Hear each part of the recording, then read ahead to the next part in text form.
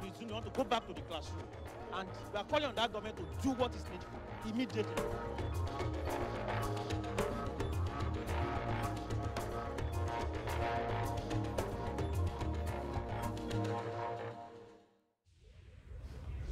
Good evening, everybody, and welcome back to Sahara TV. This is a callback segment where we'd like to hear from you, the viewers. The number to call is 646-559-6640. And right now, I'm joined by Adela Fayehun, and she's going to give us the question of the day and what some of the people on the social media are saying. Adela, thank you. Welcome. Yeah, thank you for having me on. Yeah, viewers, we've been seeing some of your answers to the question of the day on our Facebook page, and right now I just want to take a moment to read some of what you guys have been saying. Now, the question of the day is, were you disappointed that President Jonathan cancelled his planned visit to Chibok on Friday for security reasons? I'm going to start with Henry Okonkwo, and he says that I'm disappointed at Sahara and not at Jonathan. Wow. Jonathan entered the creek to meet the Ijaw militant as a governor. So he's saying that Jonathan wasn't afraid to go to Chibok. And also, the next one is from Zainab Yusuf. And this person said that disappointed, of course not. I expected this from him because he's a weak leader. And moving on, Ijeoma Adela says, I'm not disappointed because his presence at Chibok would not bring back the girls. The governor himself was in London for borehole, so what do you expect from the president? Is he part of the American society? Now, I'm gonna read another one that is from, hold on, because I marked this down. Oh, it's okay. It seems like it's really buzzing, though. It seems like we're getting a lot of responses. I know. So, Galase Matthew says that I have read all kinds of comments on this place, and I believe that the president is right by not going. Anyway, I'll find more answers to read because it's very interesting to see how, you know, the different answers that we have to this question. But let me ask you, what do you think? I mean, should he have gone to Chibok to see these girls, or is it okay that he canceled? Absolutely, he should definitely have gone. I mean, he's the president of the Republic of Nigeria, and that would just show some support and uplift the mindset of not just the people in Chibok, but everywhere in Nigeria and everywhere in the world. I mean, these people will look to him for some support. So he going there would have been very beneficial. So why didn't he go? You know, some people are saying that because he's scared or he just doesn't care. I don't think that's the case. I think he definitely cares. He has to. I mean, he's the president. So I think he's scared, or he was just going at the behest of his you think he advisors. Cares? I'm giving him the benefit of the doubt, yes. Okay. I think he cares. What do you think? Honestly, I don't know what to think right now. It's been a month. It's been a month. And I mean, at first there were issues of, is this true? Maybe it's not true. But then the video of the girls surfaced. It just surfaced, If nothing else, I mean, you can make that up. And since the video of the girls surfaced, I was expecting a turnaround in the way the Nigerian officials are handling this case. Exactly. But personally, I've been disappointed because I can't imagine having a daughter and for her to be missing for a month. As a father, I'll be honest, if I was in their shoes, I'd have probably taken a gun and just go there and, you know, probably risk my life. And I mean this, and just, you know, I mean, it's not really the strategic thing to do, but... Yeah, so honestly, it's hard for me to say that he cares because he's a father. And if you're going to go to Paris, I mean, it's like someone said yesterday that it's like your house is on fire here, but you said, let me go abroad first to get help. Exactly. It's really hard to comprehend. And you can only imagine if one of the daughters that were kidnapped was somebody his or even just somebody prominent, how would they have the story would have reacted? changed. Definitely. And I know we're taking phone calls. Before we take the first one, I saw the answer I was looking for. It's Lukman Abolori, and he says that a country's president must visit a troubled area, at least to sympathize with the parents of these innocent children. Absolutely. Which answer is he going to give when he gets to France if they ask him how sober were the parents of the kids? After all, his visit to Chibok can bring them back, but it will reassure the parents that the government is also concerned. Well said, definitely. We have a caller. Okay, yeah, we have Tunde from Detroit. Tunde, are you there? Tunde from Detroit, welcome to Sahara TV. Yes, sir. Yes, sir. Oh, thank you for joining us. What do you have to say? I have to tell you that Mr. President actually needs to go to Chibok to show support for the people of Borno State, to let them know that we have a government that is solidly behind them. For him not to go there is quite unfortunate. It's very, when we have war going on in Iraq, Obama went there, Bush went there. That is, you send people on arm's length, and you couldn't even go there to even see what is going on. This is not right. Exactly. Yeah, Tunde, thank you for making that point. Right. Tunde made a very good point, because even in other countries where there are war zones, this is not even a war zone. Yeah, you see the president of the United States going there to just even to visit the troops, not just to. Obviously, he's not going there to fight, but he's just going there to show moral support. And like I said earlier, President Goodluck Jonathan going to Chibok, just even meeting with the families of the kidnapped people will definitely uplift their spirits and shows them that the Nigerian government cares for them. I mean, I know we talk about this a lot, but sometimes I think about the fact that these girls are. This story is real. These girls are still out there. It's amazing. Like, it's been I keep over a month. asking myself, like, what the parents are going through till now. I can't imagine them eating well for the past 1 month. Exactly. And or sleeping as they should. In good conditions, and only God knows what else they're going through. They're probably being raped. They're probably being held against their will and forced to do things most despicable to mankind. And I can only imagine. I can't even be without my son for a day, so I can imagine what the parents of these children are actually more through. than a month now. It's really bad. And another question is, I wish we know exactly what the government is doing right now. Yeah, it's all over the place. It's just so that I wonder what the strategy is. I mean, I know the United States has sent the FBI, sent some help. They have planes hovering. They have some drones. So he's going to France, the same to solicit help, and let's see what he comes back with. What about the help that we have right now? Honestly, I know I just don't want to sound biased, so I'm really trying to give the Nigerian government give them the benefit of the doubt, because they've been bombarded with nothing but criticism and everything. And it's not to say that it's not warranted, but I'm just trying to give them a benefit of the doubt, and hopefully they could save face and this ends well. I think we have a caller, right? Yes, we have who from North Carolina? Okay, yeah, Funke from North Carolina, thank you. Yep. Can I start? Oh, start, we're waiting for you. Okay, I wanted to comment about Pastor Bakare's interview, where he said, I caught it, I got in towards the end, where he said that, is it true, where he was doubting that Nigerian military has better equipment than Boko Haram. This is not the truth. I want to implore Pastor Bakare to please read foreign media, because Nigerian media is giving them trash. We have been reading here, and we know that the Nigerian military are reluctant to fight Boko Haram because they don't have equipment. Right. They said that they are bulletproof. When gunshots goes into it, it tears off. So also their helmets. And that when Boko Haram came to attack a city in the night, they had goggles that they could see during the night. But Nigerian military guys, they don't have goggles. Wow. And this is because the military budget has been shared amongst our leaders. And for President not visiting Chibok, I mean, he doesn't care as far as I'm concerned. He's a weak government. All they want to do there is just to steal our money. That's my contribution. Thank Okay, you. thank you so much for calling SaharaTV. We really appreciate it. Go ahead. I just want to say something.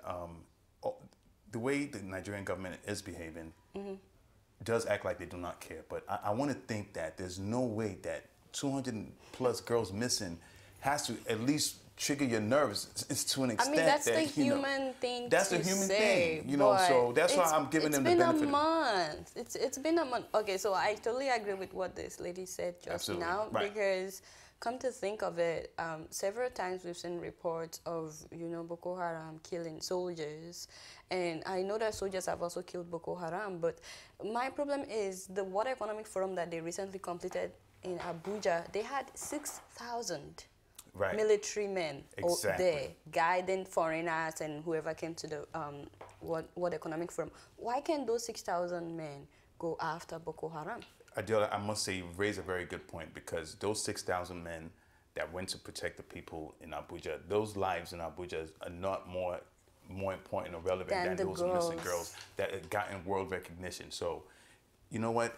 That's a very good point you raised. So the government needs to do something. I think we have another caller.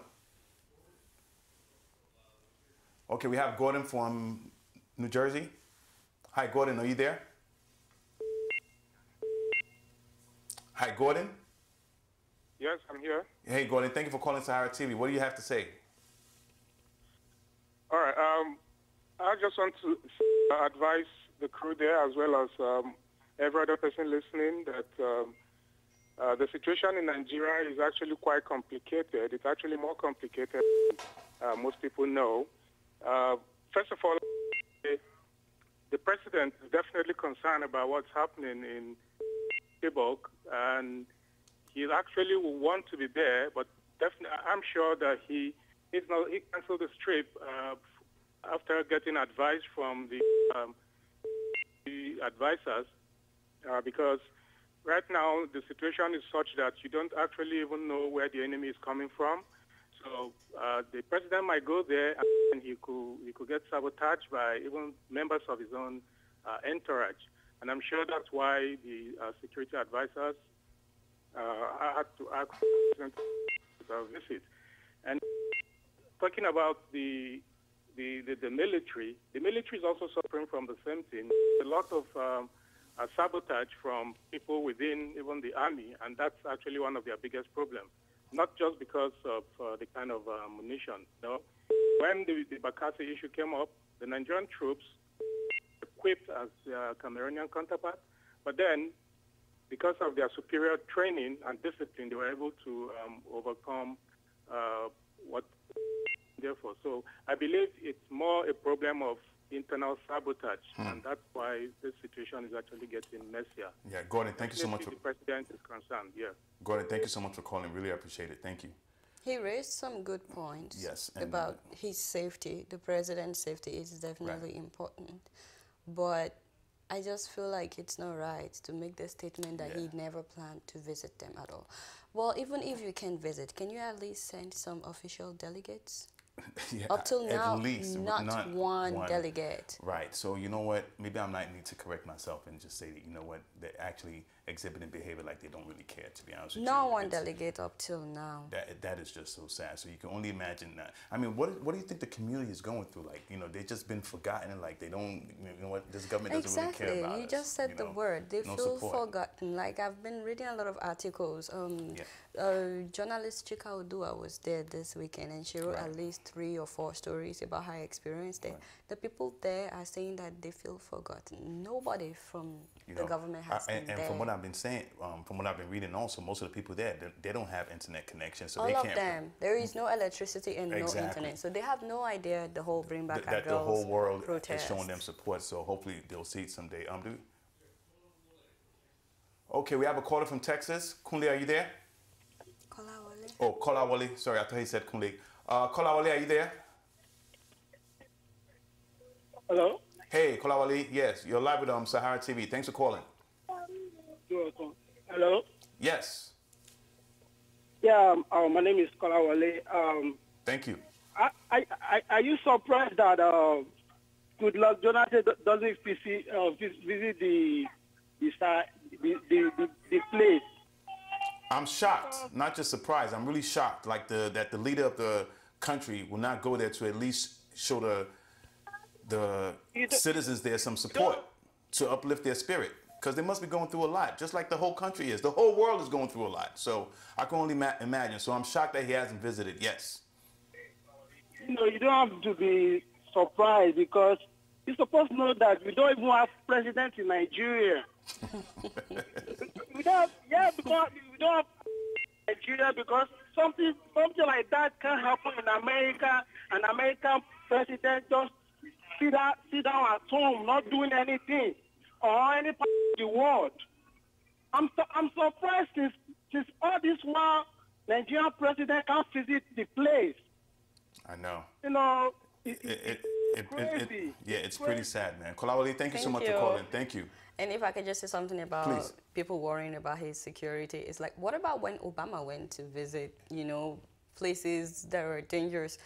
Wasn't he worried about his security? What about when George Bush went to Iraq, like the other caller was saying? Yeah. What about his security? Exactly. I mean, what about everywhere that Jonathan has been? What about his security? Why weren't they thinking about his security at the time? Like when the bomb blast happened in Abuja, he went there that day. He did. Before he went to the PDP rally the next day. What about his security at that time? Exactly. I mean, there will always be enough security for the president if There they has want to be. Yeah. I mean, send 6,000 men like you sent to the World Economic Forum, like you just did. I mean, he will be protected. Just go there. I mean, there's no way that I think Boko Haram can infiltrate It's all about the kind of security. Yeah, it's planning. Even if it means taking the 6,000 military men with him, just he go can there. do it. Right. So maybe I'm taking back my giving him the benefit of the doubt. Not doing that. I think we have another caller, right? Well, in the meantime, do you want me to just read more? Okay. Right. So this is by Adewumi Adekunle, and he says, I think that the people defending the decision of Jonathan not to visit never saw the heavy security that accompanies him before. Nobody will ever be allowed to move close to him, except the people that matter, who would have gone through serious security screening before they get close to him. So to me, he did it out of mere insensitivity to the plight of the girl's parents, because if they were to be from South or East, he would have gone to identify and sympathize with them. So it would have made it no matter what if he really cares. And they've had enough time. It's been over a month. I mean, a month. Normally you go there 2 or 3 days right after the incident happened. So for him not to have gone, you know, it's not. So yes, we have another caller from New Jersey. Yes, Joseph. Thank you for calling Sahara TV. Yeah. How you guys doing? We're good, man. Thank you for calling. What do you want to say? Yeah, I just want to make a very, very important comment. Please go ahead. In the sense that what I'm trying to say in a nutshell is this, right? The government of Nigeria. I mean, we have a democratic government in Nigeria, and democracy is for the people. But the sad part of it is these things are going on, and the people are not doing anything. In the sense that the people that represent the interests of the Nigerian people in 2 of the houses that we have, they are not doing anything. You could hold your government accountable if your representatives are not doing anything. The head of the Senate President, David Mark, is not holding the government accountable. The other guy at the House of Rep is not doing anything about it. We can't just be heaping the blame just on Jonathan. You see, we have three arms of the government. You have the legislative, you have the judiciary, and you have the executive branch. So all the blames has been going towards Jonathan. But what happens to the House? What happens to the judiciary? Are they doing their jobs? So we need to put pressure not just on Jonathan. We need to put pressure also on the House, also on the people that go to represent us, either PDP or APC or whatever party they represent. You could petition your reps. You could petition your senators. They have to start doing something. Not until they do something, Jonathan won't feel the heat. It's as if, okay, I understand PDP is taking over, but even within PDP, their importance or their survivability depends on whether they could win election. If you get pressure from your people, then you will pressure the president to do something. The problem that we have in that country is so much that we have to start from scratch. Yeah, Joseph, thank you so much for calling. Thank you. Yeah. No, he has a lot of good points. He makes a good point, but I think if Jonathan had gone ahead and made the decision, we won't have to put pressure on him. I mean, this is just, I'm sorry to say, man, this is just common sense. This is just, the problem had started a long time ago. This is not the beginning of the problem, by the way. I said that this morning. I had a discussion with somebody this morning. It's just that this is the one that, got well, this is the one that would have said it well. Exactly. We should have been fighting Boko Haram heavy. At least these girls are alive. What about the 59 boys that were killed in their sleep? The countless attacks. That is just crazy. I think that right there should have gotten world recognition. Like, stop Boko Haram. We should have been rioting since then or protesting. 59. Right. Exactly. These guys just have, it's like right now they have all the audacity in the world to try to carry this out. And they're still attacking. I heard there was I was just about to say that. Oh, yes, and not only are they still attacking, but now we're reading about how civilian JTFs, vigilantes, are killing them. Exactly. When the military has not been killing them since they abducted these girls, okay? But this week in Borno, they tried to attack a place. I can't remember the name, but the vigilantes killed more than 200 of them. I know. That. 200. And this were not, they didn't have like sophisticated weapons like the army. Exactly. So what is our excuse? What's the excuse? So maybe Jonathan should hire these guys to protect him when he goes there. You know, summon them and tell me, I'm coming to town, you guys protect They would definitely do a better job from the look of things. But that's a shame, though, that vigilantes are killing them in hundreds when, you know, the military... And our government's not doing anything. And, but, and one thing I want to say, because, you know, we get attacked a lot saying that, you know, we criticize President Jonathan Goodluck Jonathan a lot. But some of this criticism is warranted. He's not making the right decisions, and he's not proactive. How can you say this in a good way? Yeah. Okay. We have another caller. Rosemary from Houston. Hello. Hi, Rosemary. Thank you for calling Sahara TV. Thank you for answering my call. Oh, definitely. Please, I want to say a big thank you to you, and you guys are doing a wonderful job. Thank you very much. No thank you to Humble Prince? Go ahead. I'm just joking. Because it's been a long time I've been in Nigeria, and I don't know what's going on. If not for you guys, I won't know what's going on. Thank you. But actually, I want to talk about the president going to Chibok. Yeah. It won't go there. You guys should just don't think about it, or don't even to say something about it. It will never go there, because I believe that if one of his family or one of his kids or one of any relation about him is down in Chibok at that dominatory, something would have been done by now. He's trying to protect himself from not going to Chibok, because anything can happen to him. Maybe if they announce on the TV that he's going to Chibok, the militants may come there and do something nasty. So I believe that we all should just continue praying for these girls, because I know my God's going to do something new, and to destroy those people so that these girls can be released to us. Thank you very much, Rosemary. Thank you so much for calling. Thank you. Yes. Thank you. Let me ask you, what do you think is happening right now in terms of, do you think we're making any progress at all in terms of finding these girls? No, we're not. Honestly, we've been on the same standstill for over 2 weeks. We've been protesting. We've been doing hashtags on Facebook, but it's still status quo. Speaking of protests, did you hear that they're arresting, they're preventing protests in Abuja? I heard some of that. Yeah, I saw the video on Channels TV. About 50 policemen went to disrupt a protest. And that's just pathetic. And they brought an armored tanker with them. Yeah.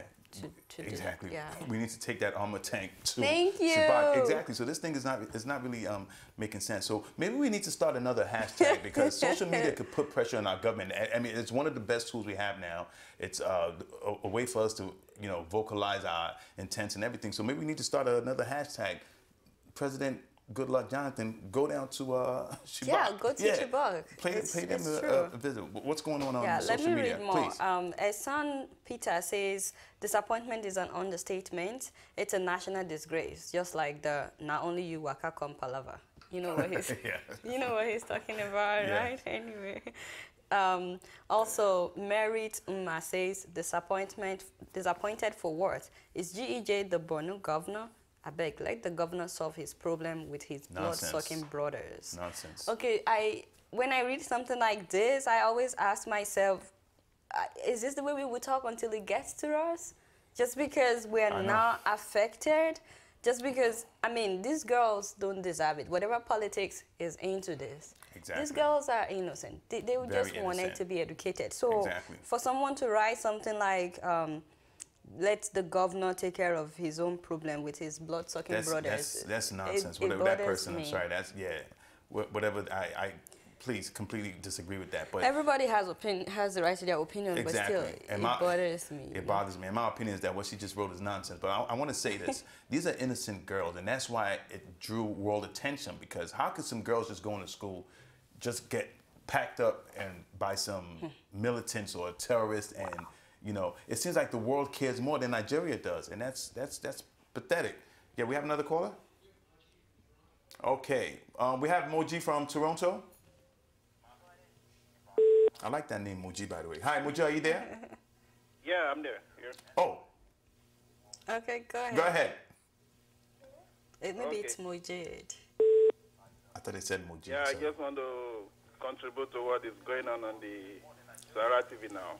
Please, yes, we'd like to hear from you. Go ahead, Majid.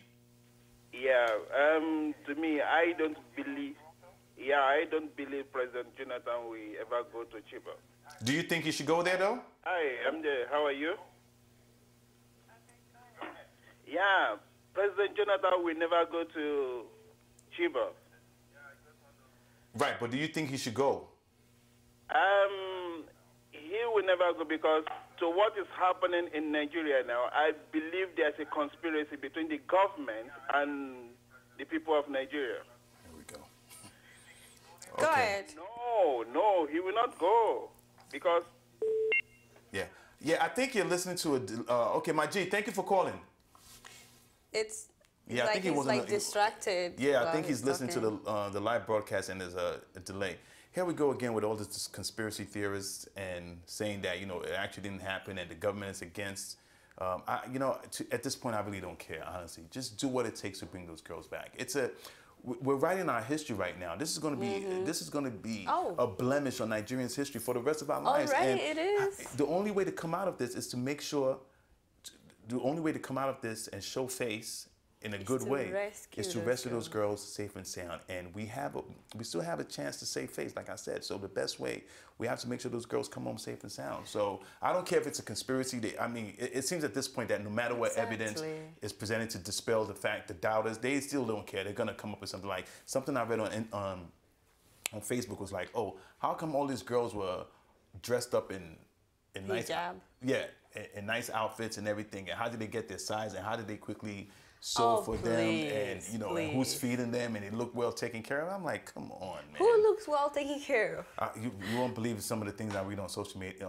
I'm reading on that social media. Video, you can read a lot in that video. The body language, terrible. You can tell that these girls were being coerced to do what they are doing. There was no smile on any of their faces, and forget about where they got the hijab. I mean, these people had it was a mission. They knew what they were doing before they went to kidnap the girls. I mean, if they put a gun in somebody's head, anybody would recite what they were reciting. But that doesn't mean that was coming from their heart. And to me, they didn't look like they were, having a good time. But just to back on what you said about giving us bad rapport, that already happened. Now there is no country, there is no reporting about these girls. Exactly. Chinese media, Japanese media, even the Russian media. Russian papers, everybody. Everywhere in the world. France, So we could still champion this situation, I believe. And the only way we could do that is to make sure we rescue these girls safe and sound. Do you want to read some more social media? Yeah, I was going to read some more. This person's name is B. La Gloria. And she says that I respect him for that, like for not going, for canceling. Okay, everybody has an opinion, I can understand. We have another caller? Yeah, we do. Okay. Hi, Kennedy from Maryland, are you there? Yes, I'm here. Kennedy, thank you for calling Sahara TV. What's up? I'm fine. I'm doing okay. Great. Go ahead, please. Yeah, hello? Yeah, Kennedy, we can hear you. Please go ahead. We'd like to hear what you have to say. Yeah, I think the president should actually go to Chibok. Thank you. Yeah, the reason is because, he's the president of the country, and his presence actually in Chibok will actually give these people a kind of emotional upliftment. I don't think he should sit down in Abuja and know how these people are feeling. And the commander-in-chief, he should be able to visit any part of the country.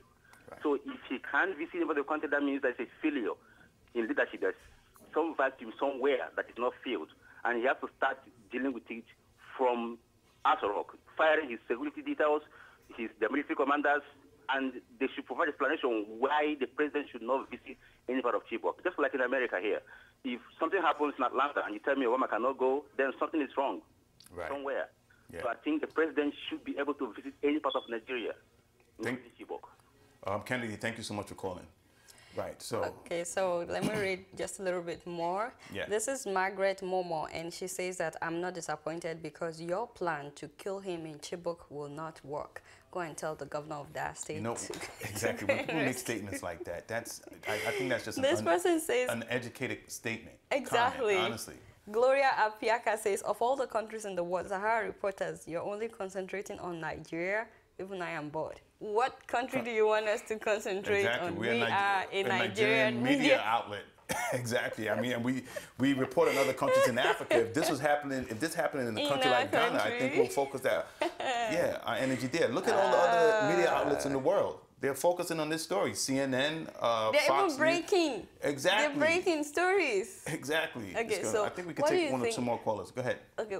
Do we have a caller right now? What do you think about Asari Dokubo protesting that this whole thing was just a scam, that it did not happen just before the video came out? Exactly. I think for him to say that shows how disconnected he is. I mean, before this video came out, multiple reputable and credible media outlets were reporting on this. And at some point, you know, I was reading some stuff on social media online. I was like, you know, saying they were part of it's a CIA plan, blah, blah, blah. And I was like, you know what? CIA? Yeah, it's tons. I spent hours reading this stuff. So I said, could this be a hoax? And at one point I said, and to be honest with you, do I wish it's a hoax? Yes. Yeah, at least I know that 200 girls are safe. But at this point, all these guys are doing a distracted and derailing the mission at hand to rescue these girls. So listen, it's not a hoax. And actually, going could have scored him some points. Like, no, I mean, it's already a month. But at least people would say, well, at least he went there to show that he cares, to show that he's a father. What Jonathan needs to know is that he's not going there to really save the girls. You're only going there to provide emotional and moral support, which is expected of any president of any country. That's it.